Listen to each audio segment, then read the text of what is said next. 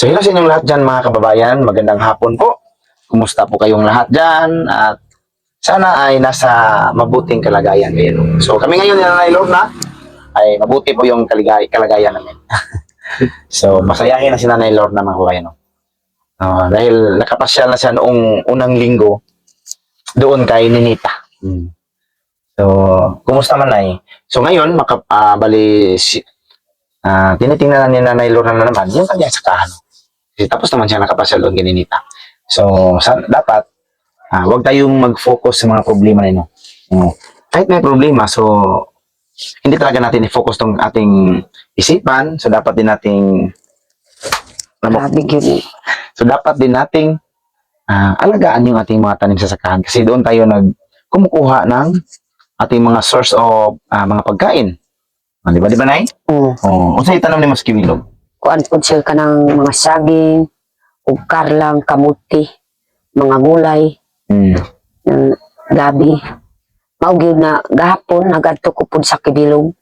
Kay kuan ka ng naghinlo ko sa kanang sili o labuyo. Maugid daw. Kanang murag mambunga na po sir. Pero kanang murag bagnot na kay bahin yun si Ninita. So, nabagnot. So, sabi ni Nanay, so marami siyang tanim doon mga kababayan. Merong mga sili, iba't ibang uri ng sili. Merong saging. Kamuti, kamuti? Nay kamuti po sir. Balanghoy. Daghan po balanghoy. Kamuting kahoy, karlang. Mais na apod. Meron ding mais. So, dami pong tanim ni Nanay Lorna doon mga kababayan. No? So, dahil sa naging makapal na yung damo mga kababayan, so ngayon ay dapat linisan din yan, no? Linisan para meron din kayong mapagkukunan ng pangangailangan. Makatulong din yan ay na malaking tulong na yan sa mga pangangailangan natin sa araw-araw, no? Makapagbinta. So, naimong na-harvest, naka-harvest ka sila yapon? Naka-harvest na ako po. Pero barato gid sir. Na isa ra ka kilo 50 ang halin. Ay, dagko din na siya ng sili? Kay kuan man po, barato na ang sili. So medyo bumaba pala yung presyo ng sili mga kabayan, no? Nakakuha siya ng 1 kilo. Nakapalit big kape, asukal. Basta nang kayo na pang kape. So, nakabinta sila ng 1 kilo mga kababayan. So, 50 per kilo daw. So, medyo bumaba pala, no? Bumaba pala. So, pero malapit na ma-harvest yung mga kamuting kahoy mo doon na. Mga kamuti. Ang kamuti, mamusta man? Apit na gyud. Okay na po ang kamuti kung mangalot ko. Na okay na po kay nanay bunga. Na ugma po sir. Para makaibalok ka kay maadto ko po siya sa langgoy. Ako ang tanawon ang mais kung okay na po masanggi, ma-harvest. Laya na? Laya na gyud sir na kanang ako ang tanawon kung okay na ang balay po na ako pang paspasan po papayag na anay payag pero kulang na lang ang atok. Matapog sa loob. Kay wa may lansang. Maayo gani kay na may imong gihatag na lansang. Na maugyud ugma o atok ko. So, katong umbrella nil tong para sa sin o katong para sa salog. Ito mong gikuan. Ano man, kumusta man ang mais dito? Wala magkagi-atake o gan? Kuan, sige balik gyud siya sa kuan, ingon man akong anak, nagbantay dito si Bubong. Pero kung uli po dito sa lokadang si Bubong, magkuan po ang baboy ng kanang igalas. Kuan to po dito, kaon po sa mais. Maugyud na sige ko apurado sa payag para kanang ma-harvest na sir. Kay sayang na gyud sayang na gyud gikaon sa baboy. So sayang yung tanim ni Nanay Lorna mga kababayan na mais, malaki pa naman yung mais doon mga kababayan. Tapos unti-unti pong inubos ng baboy ramo. Kisa nagbantay doon? Si Bubong nagbantay, nag-uli man po dito sa balay na maugyud mga duha ka gabi maadto po siya mo. Magduaw na po dito, magbisita na po gikaunan sa baboy. Wala ka no? Pero ang mais, guwang na. Kuan na, guwang na gyud. Laya na. Okay na gyud kung harvest na. Pero siya lang ang kanang payag gyud. Wala pa yung nabutan. Wala pa gyud ang kuan. So, sabi ni Nanay mga kababayan, na problema siya ngayon sa kanyang maisan pala. No? Kasi yung malaking tanim doon, kung maalala nyo yung pinuntahan namin ni Sheila, ni Mama Aya, na daming tao po na binayaran namin para po matanim. So, yun po yung inagaan nila Nanay ngayon. Pero ang problema mga kababayan, inatake po ng mga baboy ramo. Daghan pa rin dito? Daghan ng baboy. Murag po kabuo. No? Na napag yun na slide. Dito nang mga gis ka nang na slide na yun ta. Dito na po sir nangagi ang mga baboy sa na slide na yuta. Ano? Daghan kaayo sir. Dako na gyud kaunan. Mao gyud ako ang apasyon para napod ang akong maapas na mais. Kung manugay gyud wa na gyud mahurot na gyud sa baboy kaon. Grabe mga babae, no? So, yun yung naproblemahan na naman ni nanay ngayon. Baka maubos kaya sabi niya na kailangan niyang mapadali yung patayo ng ubo doon sa gitna ng sakahan para po harvest na at meron na pong malagyan ng mga na harvest, no? Oh, O mais. So, yun yung ano ni Nanay Lorna. Kano sa kamadto? ugma po sir, maato ko dito. Bukas daw siya sana magpunta mga kabayan, pero parang hindi na naman matuloy yung pagpunta ni Nanay doon. Kasi nag-chat si Ma'am Aya Sa na po sir. huwag ka lang munang aalis kasi sabi ni Ma'am Aya na pupunta dito si ano daw. Punta yata si Sir Paul. So baka mamasyal si Sir Paul sa iyo bukas. Diri po sir. Oh, dito sa inyo, sa bahay mo. Di ato pa di ko makadayon ugma kay na may si pugong biyahe ug Oh, hindi ka na, huwag ka lang muna aalis bukas na no? ngayon gyud sir sama. Mas mabuti kung makontak mo doon si Bubong para patuloy niyang mabantayan yung mais. Oh. Ay ako pa. Makontak mo rin yun. Oh, makontak man po siya. Na ugma pa po mo adto dito sa langgoy mo sugat po sa ako Tawagan mo na lang. O ayun ko ayaw gid kung wala ko po dito nabisi ko po diri sa akong balay. Na may po ang bata po ng eskwela mao gid ang makakuhipot gid sa ako Yun yung sabi mo kay Bubong na pag hindi ka makapunta, medyo na busy ka dito kasi may mga nag-aaral na apo mo, no? Na may mga So mas mabuti na natawagan na lang si Bubong. Sabihan mo na hindi ka makapunta. Tapos yung pagpapagawa ng kuho doon ay pagpatuloy lang para sa susunod na araw makapunta ka doon so pwede na kayo mag-harvest ng mais. mais basta mahuman lang kubo. So ipakuha mo yung ano dito, yung mga lansak, mga bako. Ipakuha mo dito sa, sino kaya makakuha? Ako pang ipahatod po kung ay bakante sa akong bana dito. Si tatay na lang. Pwede lang ako ang tawagan si Bubong ako ang ipakuha ang lansang. Kung ano na lang. So, sabihan mo na lang si Bubong kasi bukas, nakauwi naman daw si Sir Paul kasi galing sa Maynila. Naanak po si, yan nas Davao si Sir. Murag na siguro. So, hintayin mo na muna si Sir Paul, ha? Kasi mamasyal siya dyan sa inyo. Baka magtanong siya kung tungkol kay Ninita, sa mga plano, sa pag-aasawa. So, ano bang desisyon mo tungkol sa pagpapakasal ni Ninita? Anong araw? Magtanong ka? Tanungin mo si Sir Paul? Ganun gusto niya? Kana lang akong paminawon si Pugong Biyahiro kung sa'y desisyon. Sige. Kung Sige. ikaw po Sir. Dili, si Sir Paul lang atawag doon. Kasi kami na sa aming side sa atin, dito man tayo. Dito man lang tayo na. So wala man tayong mga lakad. So kahit anong araw na magpapakasal si Ninita, so makaka-attend tayo. Hindi katulad kay Sir Paul na meron siyang babiyahe sa Maynila kasi magkataon man niya na meron pong mga gawain yung mga tao sa mga panahon na yan. Kasi October 31, so pagka November 1 and 2, so maraming mga tao ang mayroong okasyon sa kanilang mga pamilya. Asa dapit Sir? Sa Davao? Sa Davao, kahit saan po na nagsiselebrate ng ganyang mga selebrasyon, so ginagawa na yan nila. No, so kaya parang si Sir Paul, isa din siya na nag-celebrate ng ganyan na ano ba tawag niyan? Holy Week, ay din talaga yung Holy Week. Yung managkot ba? Oo, kanang kalag-kalag. Oo, kalag-kalag. Yung ganyan.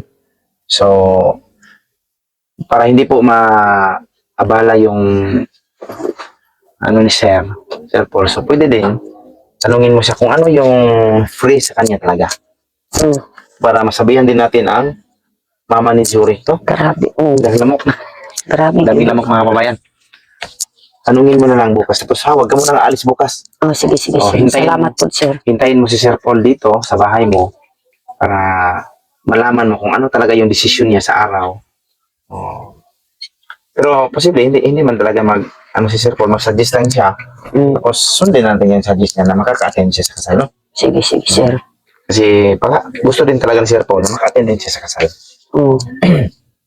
So, i-adjust lang natin. Kung gusto niya ma-adjust, so adjust lang natin. Kung paano November ba? Or paano? Sa line of 20 ng Oktubre? Pwede rin, no? Oo. So, yun na lang yung anuhin mo bukas. Tanungin mo kay Sir Paul. Huwag mo kalimutan na siya. Oo. Kasi parang mayroon akong puntahan bukas kasi doon sa Isa Malabog. man. Malabog na ako kung ano na yun. Si Ma'am Aya na, si Ma'am Aya diya. Na, dali ra ka mo ulit po, sir. Dali ka, mag-naira seminar. Mag-seminar lang ni si Malabog.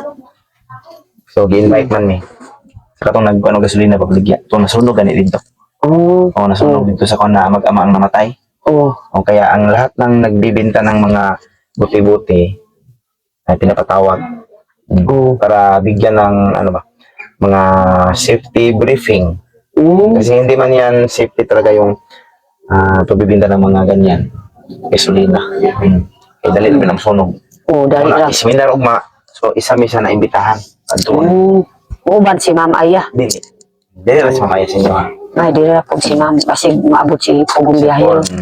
Basta huwag mong kalimutan na yan ha. Huwag kang aalis. Oo. Huwag ka muna pupunta sa Lukadang. Manawag lang ko sa akong anak. O, tawagan mo muna. Tapos yung lansang mo, yung pako mo, so, ipakuha mo na lang. Oo. Ipakuha mo na lang doon kay Bubong. Si Bubong? Si Bubong. Siya man po magkuan po sa magbisbisita dito sa akong maisan. Siya magbantay. Bisa gabi, hindi ko makatulog. So, yun. So, abangan natin bukas mga kababayan. Abangan natin si Sir Paul ay mamasyali ka na. Tapos manili ka rito. Oo. Manimbi ka o masayawa. Oo, sayo ko. Tapos tanaon mo ng mga bangko na tingnan mo yung mga upuan. Merong mga dumi. So, punasan lang. Punasan para lagyan ng sunrocks. Bukas ng umaga. May di ka mabisit po. At abangan na siguro ikaw masayo. Salamat po, sir. Alalayan Kay namay itong bata, eh. lagi. Sige, raghilak. Kapuha natin yung mga upuan kasi para maupuan na Sir Paul na walang amoy ba? Baka may amoy na yun. Oo. Dahil mga bata, mga kababayan, minsan magdala ng mga putik doon sa upuan, maglaro doon sa Oo. hindi malaya nila na ilor na. So, magtaka na lang kami na bakit mayroong mga putik doon sa kawayan. Kailangan yung linisan. Tapos Salamat. magwalis tayo sa sahig na yun. Oh, salamat po, sir. Kay maugyod akong kuan kay naaman po ang anak ni Juanita. Kay naadto na po, sir, sa giuban ni Palabi dito sa Palawayan. Ano sila Nung place? pakuha humay.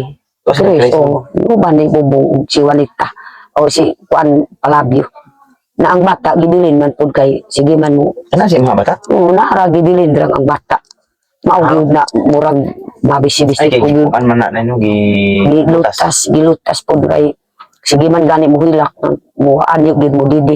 Maugyod na mga tulo ka gabi po dito si Chris Juanita. Dito sa Palawayan kay mo anit pa sumay para makatilaw ta gyud ko. Humay. O makatilaw ta sumay kung maabot na po diri si Chris. So si Chris at saka si Juanita, mga kababayan, ay andun para sa kapatid ni Juanita, no? Anak ni Nanay Laura na si Flavio. Palabio. Pinakuha sila ng palay na upland rice, no? Para makatikim din daw ng upland rice, bigas na Nanay Laura. Binigyan siya ni Flavio ng bigas.